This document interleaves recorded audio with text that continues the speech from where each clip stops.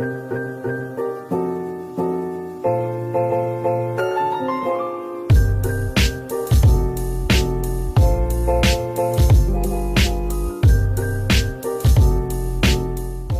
on parle de démocratie, bien souvent, on pense exclusivement à la question des élections, que ce soit au niveau des élections municipales, des législatives,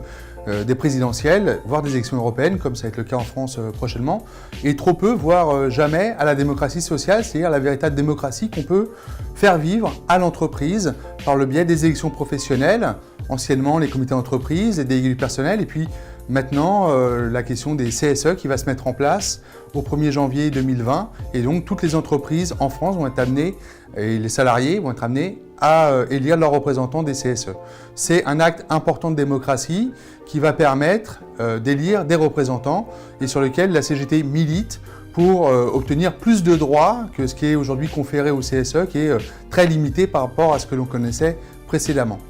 L'enjeu de la démocratie, c'est pouvoir être acteur dans l'entreprise, c'est pouvoir élire des représentants, mais c'est aussi et surtout pouvoir soi-même être représentant, c'est-à-dire être candidat aux élections professionnelles, s'organiser collectivement, se syndiquer, s'organiser avec les collègues pour permettre d'avoir une représentation qui puisse porter les questions, les revendications, les exigences du monde du travail et des salariés. Parce que c'est bien les salariés qui connaissent le mieux leur travail et c'est à eux de pouvoir peser et agir sur la question de l'organisation de leur travail.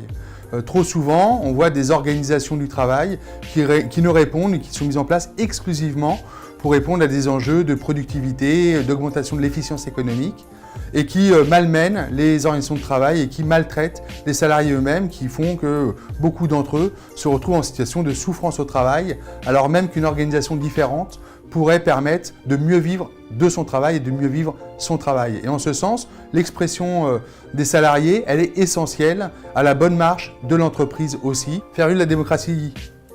sociale, c'est participer bien évidemment aux élections professionnelles, s'engager, c'est aussi s'organiser au niveau d'une organisation syndicale. D'ailleurs, on le voit bien, la démonstration est faite depuis plusieurs années maintenant. Là où il y a des organisations syndicales, dans les entreprises, dans les services publics, les droits sont maintenus, des accords sont possibles, des luttes peuvent s'engager. Là où il n'y a pas d'organisation syndicale, il y a un désert syndical. On le voit bien, les salariés ont beaucoup plus de difficultés à porter des revendications collectivement, à faire entendre leurs droits. On le voit bien que les questions de démocratie sociale de ce point de vue-là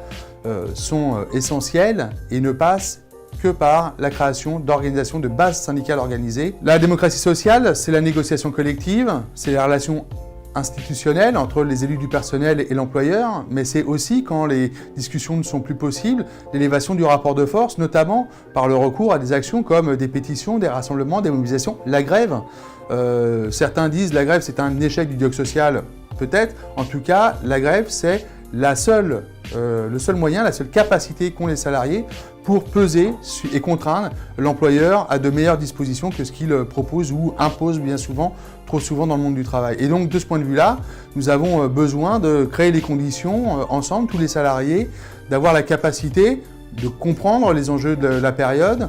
et d'agir pour permettre à imposer d'autres choix. C'est en tout cas le choix que fait la CGT de rendre les salariés acteurs décideurs des luttes pour provoquer la mobilisation sociale permettant à la réorientation des politiques, tant au niveau d'une entreprise, d'un service, d'un atelier, d'un bureau, qu'au niveau plus général d'une politique, au niveau d'une ville, d'une commune, d'une région ou au plan national, comme on le voit aujourd'hui sur les débats, par exemple l'assurance chômage